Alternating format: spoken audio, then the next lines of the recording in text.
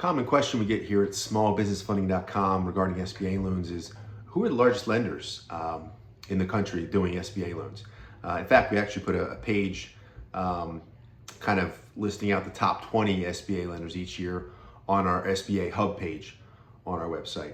But I thought I'd go over it quickly just to kind of review the 2025 numbers so folks know where things are at. And quick note, we base our list on volume, right? So the largest funded volume in terms of dollar amount. So as I go down these 20, they'll be in descending order. So the top funding bank for SBA loans for 2025, fiscal year 2025, was Live Oak Bank.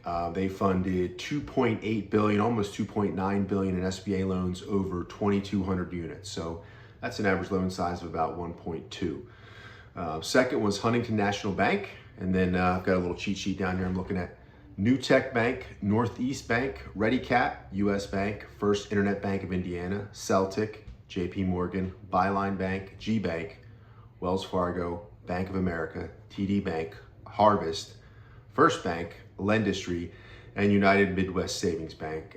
United Midwest Savings Bank, I'm sorry, number 20 was Port 51 Lending, LLC, and that last one, Port 51, came in at $353 million in funded volume for 2025.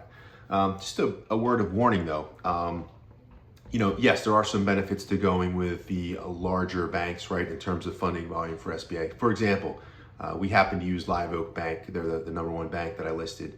I like them because they can handle not only larger deal sizes, 4 or 5 million for a 7A acquisition, but they can also handle SBA working capital express loans down to 150 or 250. And they have a pretty quick and seamless process to get those done. Outside of that though, just because they're the biggest bank does not mean they're the best or the most efficient SBA lender to work with. Each SBA lender, at least in our experience, each SBA deal should be taken on a case-by-case basis, right? So a lot of times what we found is, especially with local businesses here to us, if you're looking to buy a business, it sometimes is a little bit easier and you get a little bit more response when you're working with a local SBA lender, local to your area or region or even state or town, right?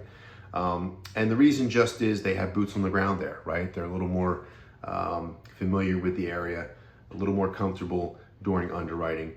And again, they can be a little more responsive, right? So just some things to keep a note. Check out our list of the top 20 lenders for the SBA in 2025 on our website. I'll drop a link to that page in the notes. Thanks.